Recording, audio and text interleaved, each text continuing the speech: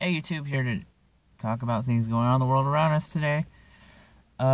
This topic is a very heavy topic. It's a topic that really causes a lot of debate and a lot of anger and a lot of confusion.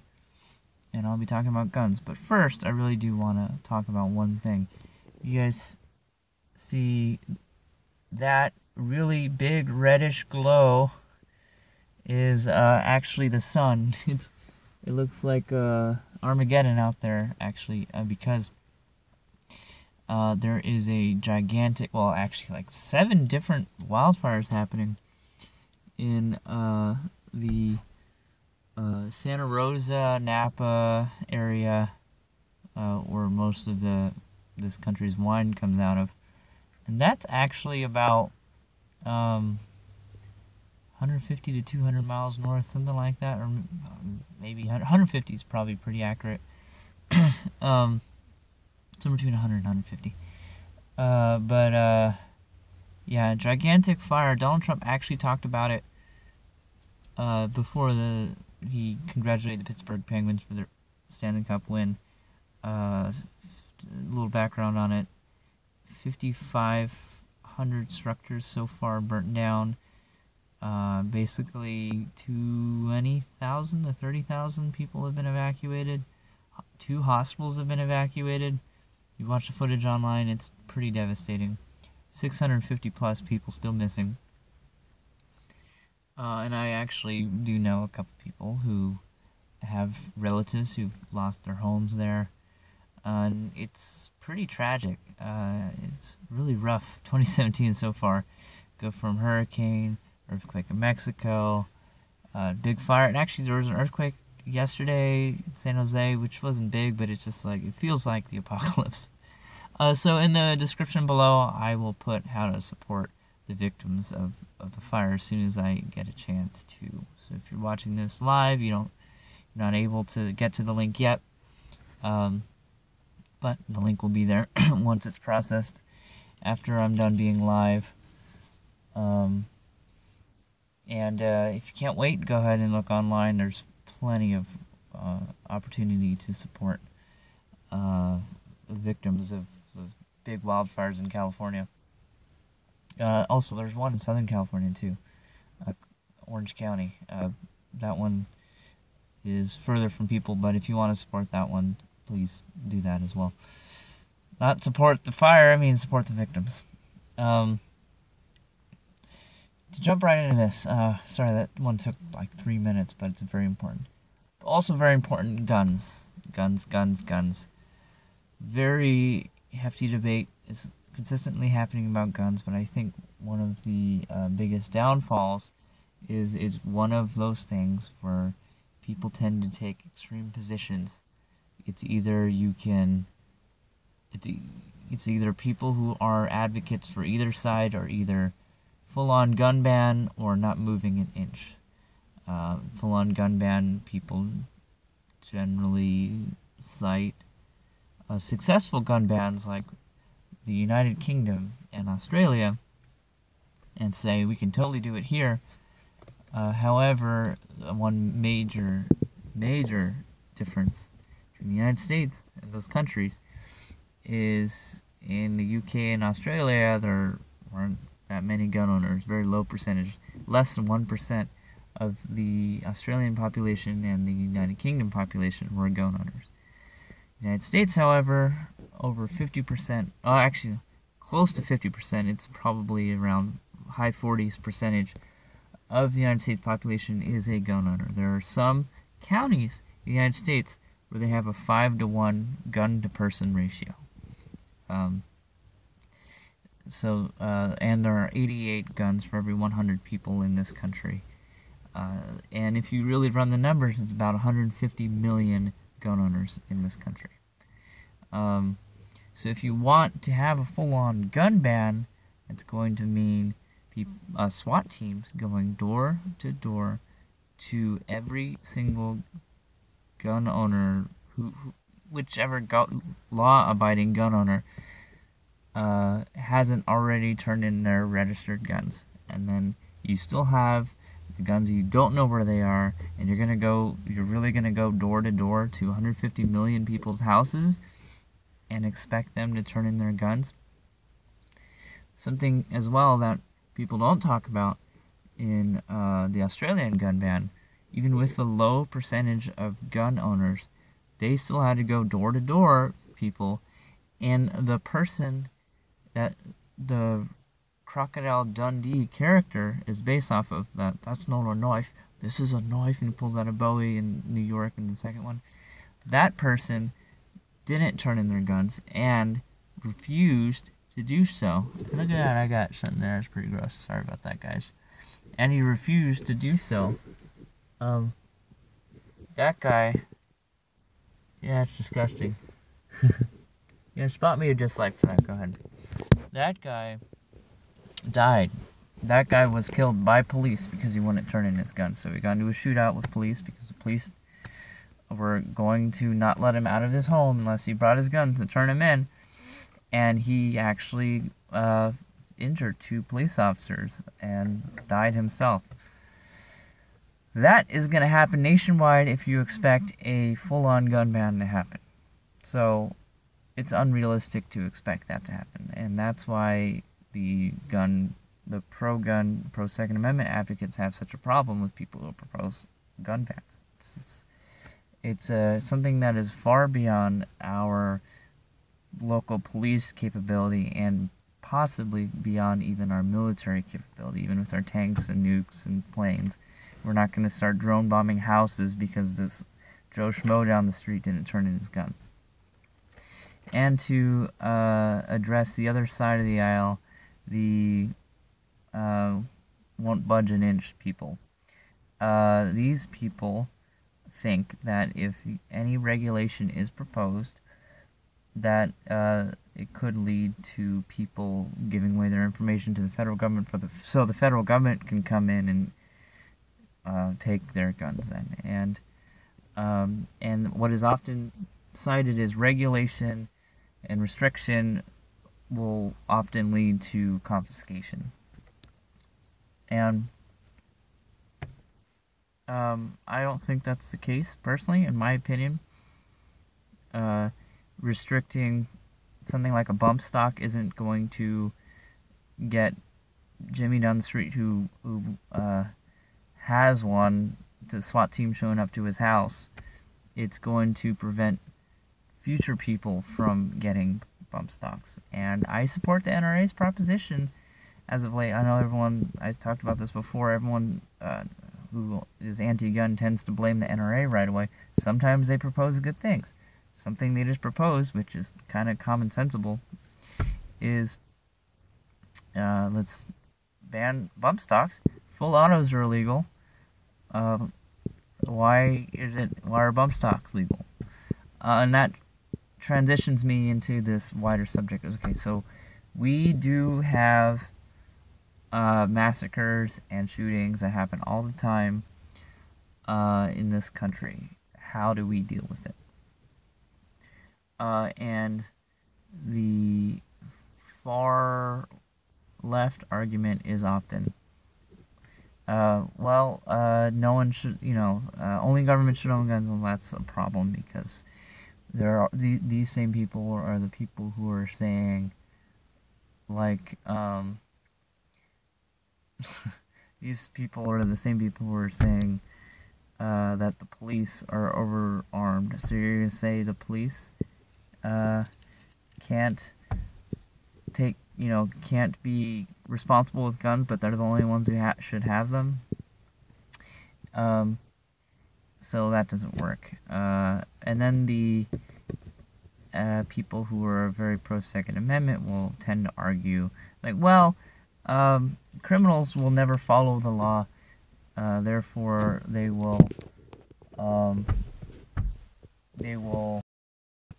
always be able to get their hands on guns. And I certainly think that's a bit of a short-sighted argument as well, because just because crime isn't entirely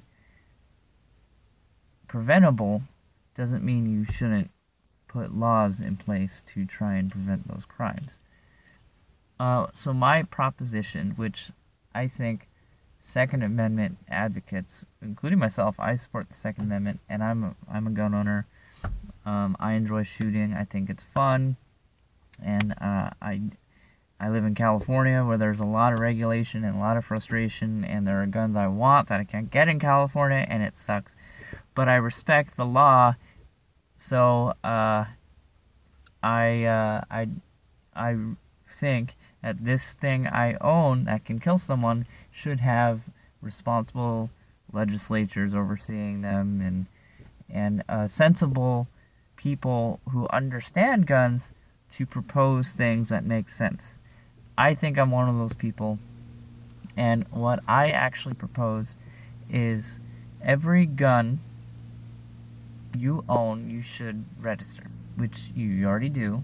You already register your gun, and it's a one-time fee, and then it's according to the state, and with your background check and everything, it says this gun belongs to you. So if someone steals your gun, you can be partly responsible for whatever damage that gun may cause. I actually think that should be an annual fee. An annual fee that's not like the same as a car, which is like hundreds of dollars, but an annual fee that is something like, I don't know, $30 a year per gun. And when you bring in your gun to the DMV, not DMV, that's a Freudian. I think when you do renew your registration fee or whatever, you should bring your gun up to the counter and say, okay, here's my gun, here's the money, and in your gun bag or whatever, you get to hang on to the sheet that says you've renewed your fee, and they get to look at your gun to make sure it's up in working order so it doesn't explode on you. This way, it's people consistently showing that here's my gun, it works fine, and it's still in my possession.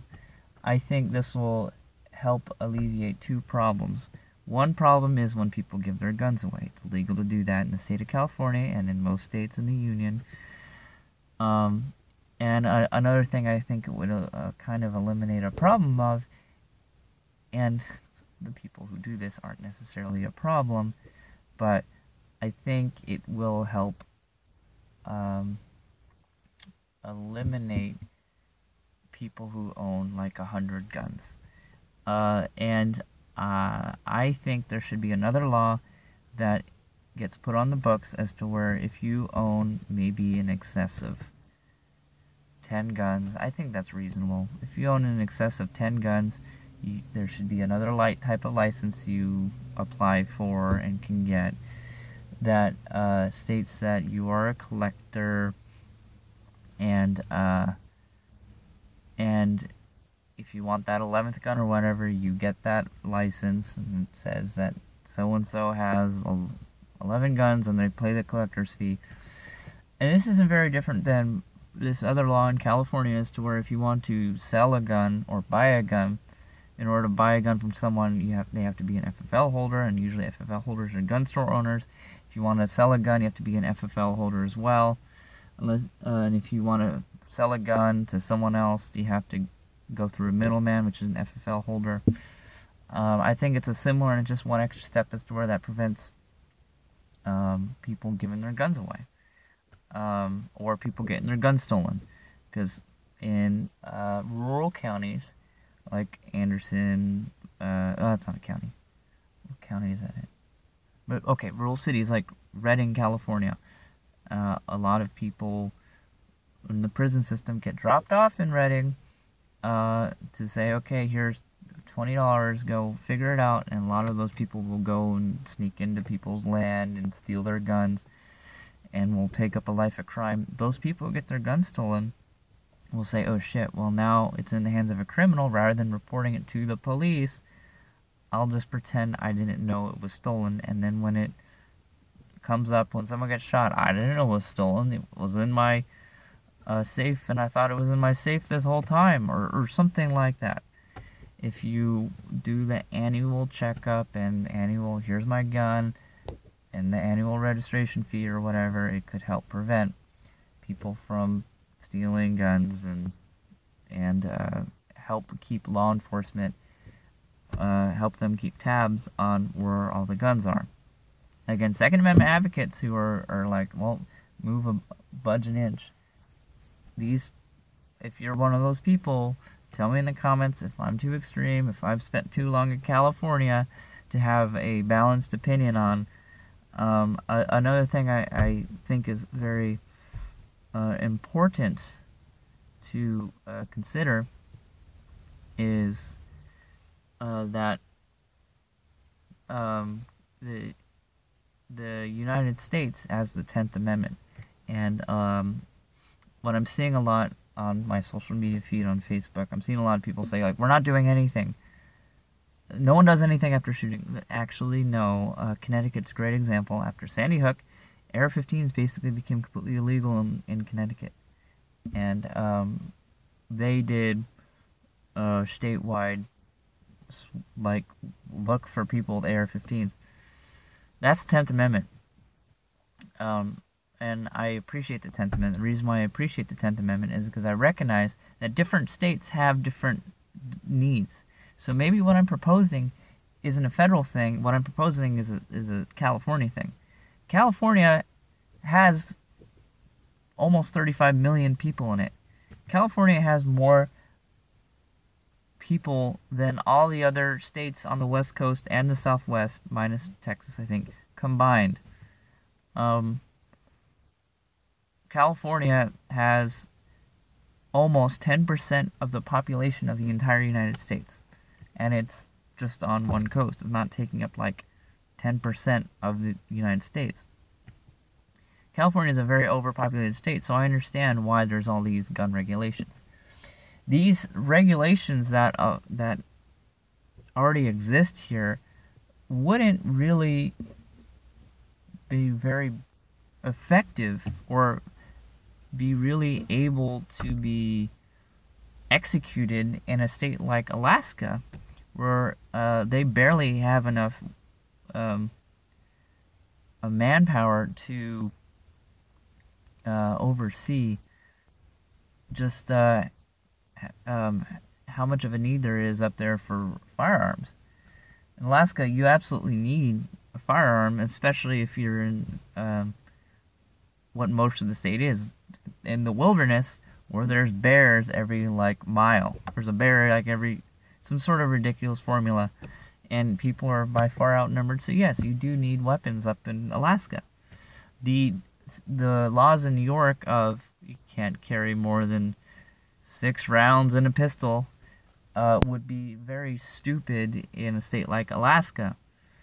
So I think the Founding Fathers were very wise to create the Second Amendment to accommodate each state's needs.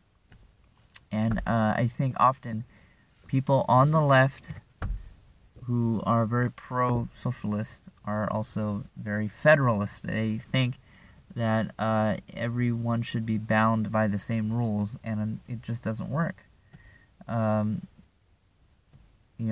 Different states have completely different cultures. I was just in Albuquerque, New Mexico for the International Balloon Fiesta. It was an awesome time, but I was hanging out with my cousin who's a doctor, and he pointed out to me that the state of Alaska, that's another Ford, state of New Mexico has a lot of issues they're dealing with because there's only like 2 million people in the whole state.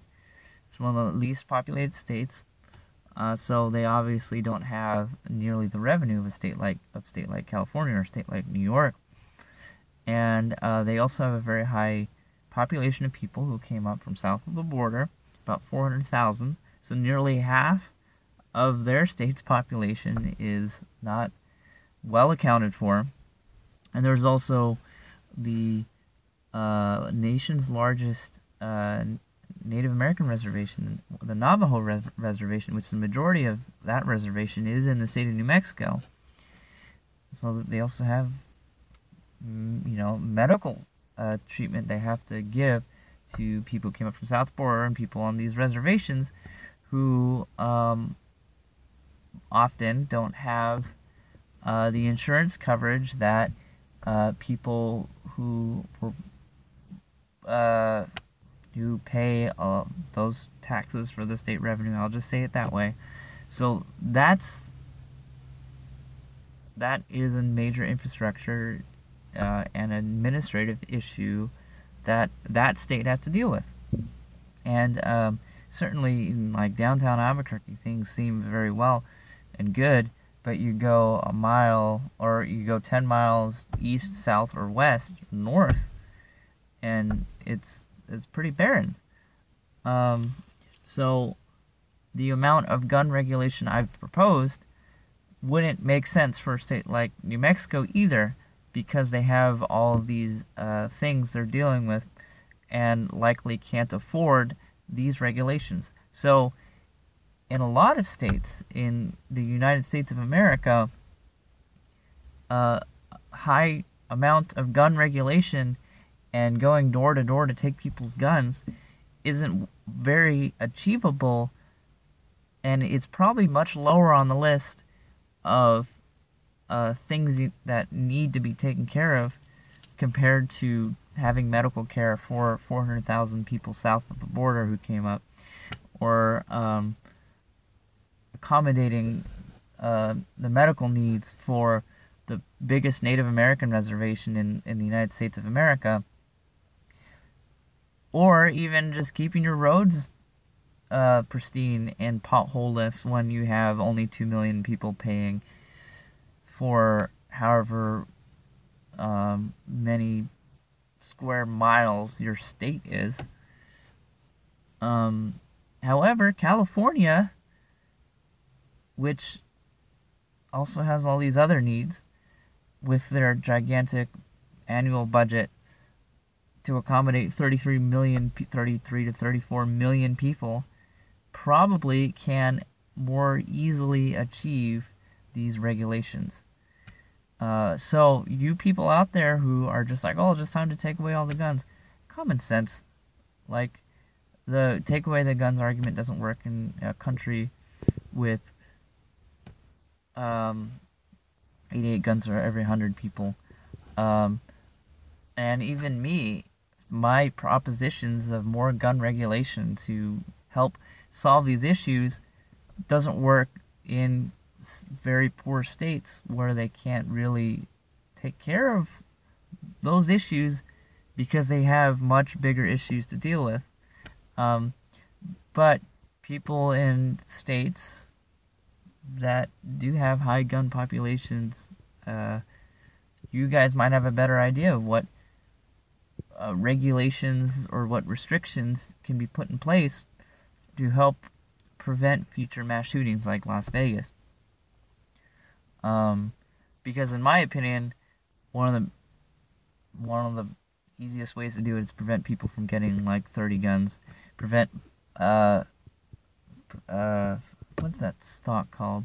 Prevent any fully automatic weapon from even getting into the hands of bump stock. There it is. Getting in the hands of any people with any mental disabilities. And coming from a state like California, it is frustrating. It is honestly frustrating that there's so much BS that I have to go through to get a firearm, and paperwork and fees.